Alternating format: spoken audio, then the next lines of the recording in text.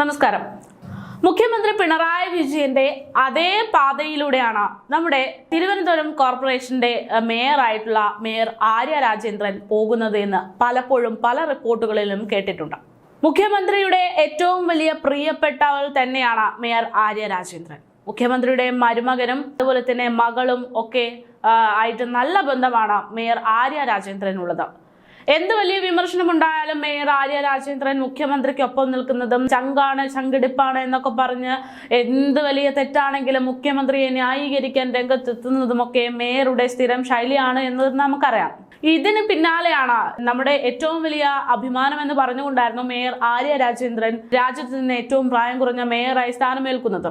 ആ സാഹചര്യത്തിൽ നിന്നൊക്കെ മാറി പിന്നീട് അങ്ങോട്ട് നോക്കുമ്പോൾ മേയർ നമ്മുടെ മുഖ്യമന്ത്രിയുടെ അതേ പാതയിലൂടെ പോകുന്നു എന്ന് തോന്നുന്ന തരത്തിലുള്ള പ്രവർത്തനങ്ങളൊക്കെ കാഴ്ചവെക്കാൻ തുടങ്ങി. മുഖ്യമന്ത്രി പിണറായി വിജയനെ കുറിച്ച് പറയുമ്പോഴുള്ള കാര്യം നമുക്കൊക്കെ അറിയാവുന്നതാണ്. അതായത് അധികാരം എന്നത് ഈ നാട്ടിൽ എന്തും ചെയ്യാനുള്ള ലൈസൻസ് ആക്കി എടുത്തിരിക്കുന്ന ഒരു കക്ഷി തന്നെയാണ് നമ്മുടെ ഈ മുഖ്യമന്ത്രി പിണറായി വിജയൻ. അദ്ദേഹം ചെയ്യുന്ന പല കാര്യങ്ങളും അതിന് തെളിവാണ്. ആരെന്തൊക്കെ എതിർത്താലും കേന്ദ്രം വേണ്ടെന്ന് പറഞ്ഞാലും ഒക്കെ അതിന് വിപരീതമായി ചെയ്യുന്ന കാര്യങ്ങളൊക്കെയാണ് മുഖ്യമന്ത്രിയെ സംബന്ധിച്ച് ഇപ്പോൾ ഏറ്റവും കൂടുതൽ ചർച്ചയാവാറുള്ളത്. അതുപോലെ തന്നെയാണ് മേയർ ആര്യ രാജേന്ദ്രന്റെയും കാര്യം. കഴിഞ്ഞ കുറച്ച് മാസങ്ങൾക്ക് മുമ്പ് ഡ്രൈവറെ, അതായത് KSRTC ഡ്രൈവറെ നടു റോഡിൽ തടഞ്ഞു നിർത്തി പിറകിൽ വന്ന മേയറുടെ കാറിന് നേരെ അശ്ലീല ചൊവ്വയോടെയുള്ള എന്തോ ആംഗ്യം കാണിച്ചു എന്നൊക്കെ പറഞ്ഞ ജോലി ചെയ്തുകൊണ്ടിരിക്കുന്ന KSRTC ഡ്രൈവറെ നടു റോഡിൽ പിടിച്ചു നിർത്തി അവിടുന്ന് അന്ന് തുടങ്ങിയ ആ ഒരു പ്രശ്നം ഇന്ന് വരെ അവസാനിക്കാതെ തുടരുകയാണ്. ഇന്നും മേയർ ആര്യ രാജേന്ദ്രൻ അവർക്ക് ഈ ഒരു വിവാദം 1, 2, 3 ദിവസം വിശദീകരണം നൽകിയാൽ മതി. 4ാമത്തെ ദിവസം മേയർ ആര്യ രാജേന്ദ്രൻ കൂളായി അവർ മുന്നോട്ട് പോകുന്നു. പക്ഷെ അപ്പോഴും മേയർ തകർത്തെറിഞ്ഞൊരു കുടുംബമുണ്ട്. ആ കുടുംബം, അതായത് ആ യദുവിന്റെ കുടുംബം ഇപ്പോഴും ഈ ഒരു മാനസിക സംഘർഷത്തിൽ തന്നെയാണ്. അച്ഛന്റെ ജോലി നഷ്ടപ്പെടുത്തി ആ കുഞ്ഞു പോലും വലിയ പ്രശ്നങ്ങളിലൂടെ പോകുന്ന ഒരു സാഹചര്യമൊക്കെ സൃഷ്ടിച്ചത് മേയർ ആര്യ രാജേന്ദ്രനാണ്. അതായത് മുഖ്യമന്ത്രി പിണറായി വിജയൻ കടക്ക് പുറത്ത് എന്ന് പറയുന്ന സ്റ്റൈല് മേയർ ആര്യ രാജേന്ദ്രനും അങ്ങ് സ്വീകരിച്ചു എന്ന് ചുരുക്കം. ഇപ്പോൾ അതേപോലെ തന്നെയാണ് അടുത്ത മേയറുടെ നടപടി.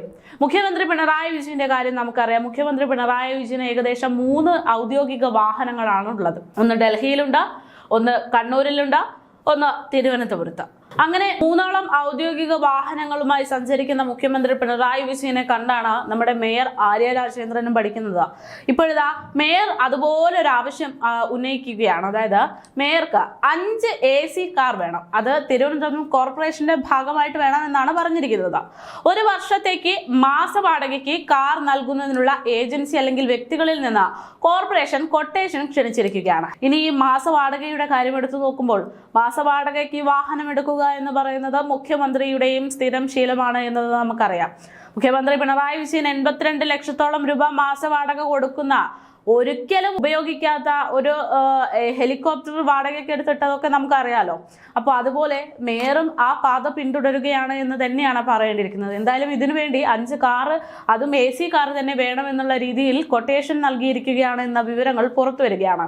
നഗരസഭയുടെ എഞ്ചിനീയറിംഗ് വിഭാഗത്തിന് വേണ്ടിയിട്ടാണ് 5 AC കാർ മാസ വാടകയ്ക്ക് കോർപ്പറേഷൻ ആവശ്യപ്പെട്ടിരിക്കുന്നത് എന്നതാണ് വിവരം. 5 സീറ്റർ കാറാണ് വേണ്ടതെന്നും താല്പര്യമുള്ളവർ ഈ മാസം 22-ന് കൊട്ടേഷൻ സമർപ്പിക്കണമെന്നും ഒക്കെ അറിയിച്ചിരിക്കുകയാണ്. വാഹന വാടക, ഇന്ധന ചാർജ്, ഡ്രൈവറുടെ ശമ്പളം, റിപ്പയറിംഗ് ഉൾപ്പെടെ മറ്റ് ചെലവുകൾ എന്നിവയൊക്കെ അടക്കമുള്ള പ്രതിമാസ നിരക്ക് ക്വാട്ട് ചെയ്യണമെന്നും പരമാവധി പ്രതിമാസ ഉപഭോഗം 2000 കിലോമീറ്റർ ആയിരിക്കുമെന്നും 2000 കിലോമീറ്ററിനുള്ള പ്രതിമാസ നിരക്ക് 2000 കിലോമീറ്ററിന് മുകളിൽ അധികമായി വരുന്ന ഓരോ കിലോമീറ്ററിനുള്ള നിരക്ക് കൊട്ടേഷനറുടെ ഒപ്പം പേരുവിലാസവും എന്നൊക്കെയൊക്കെ വ്യക്തമാക്കി രേഖപ്പെടുത്തിക്കൊണ്ടായിരിക്കണം അപേക്ഷ സമർപ്പിക്കേണ്ടത് എന്നതൊക്കെയുള്ള റിപ്പോർട്ടുകൾ പുറത്തു വരികയാണ്. ഇങ്ങനെയുള്ള ആവശ്യങ്ങളൊക്കെ മേയറാണെങ്കിലും മുഖ്യമന്ത്രി ആണെങ്കിലും ആവശ്യപ്പെടുന്നതിൽ തെറ്റൊന്നുമില്ല. ഒരു മേഖലയിലേക്ക് അല്ലെങ്കിൽ ഒരു വകുപ്പിലേക്ക് വാഹനങ്ങൾ വേണമെങ്കിൽ ഇതുപോലെ ന്യായമായിട്ട് ചോദിക്കാവുന്നതാണ്, വാങ്ങാവുന്നതാണ്. പക്ഷെ ഇതൊക്കെ ഇങ്ങനെ ചോദിച്ചു വാങ്ങിയിട്ട് ഇതുകൊണ്ടൊക്കെ ആർക്കെങ്കിലും വല്ല ഉപയോഗവും ഉണ്ടോ എന്ന് ചോദിക്കുന്നതിലാണ് കാര്യം. അതായത് ഇതുപോലെ തന്നെയായിരുന്നു കുറച്ച് മാസങ്ങൾക്ക് മുമ്പ് 8 കോടിയോളം രൂപ തിരുവനന്തപുരം കോർപ്പറേഷന്റെ വൃത്തിക്ക് വേണ്ടി, അതായത് ശുചീകരണത്തിന് വേണ്ടി 8 കോടിയോളം രൂപ പിരിച്ചെടുത്തു എന്നുള്ള റിപ്പോർട്ടുകൾ പുറത്തു വന്നത്. അന്നും മേയർ ഉൾപ്പെടെയുള്ള ആളുകൾ പറഞ്ഞ ആവശ്യം അത് ന്യായം തന്നെയായിരുന്നു. പല സ്ഥലങ്ങളിലും വൃത്തിഹീനമായി വാഹനമാണ്, അവിടെയൊക്കെ ക്ലീൻ ചെയ്യാൻ അതിൻ്റെതായിട്ടുള്ള സാഹചര്യം വേണം, അതിൻ്റെതായിട്ടുള്ള പണവും അതുപോലെയുള്ള ഉപകരണങ്ങളും ഒക്കെ ആകുമ്പോൾ വലിയൊരു തുക തന്നെ നഷ്ടമാകും. അപ്പോൾ ആ ഒരു തുക കണ്ടുപിടിക്കാൻ വേണ്ടി 8 കോടിയോളം രൂപ പിരിച്ചെടുത്തു. പക്ഷേ ഇങ്ങനെ ന്യായമായിട്ടുള്ള രീതിയിൽ ചോദിച്ചു വാങ്ങിയ കാര്യങ്ങൾ ഉപയോഗപ്പെടുത്തിയിരുന്നില്ല.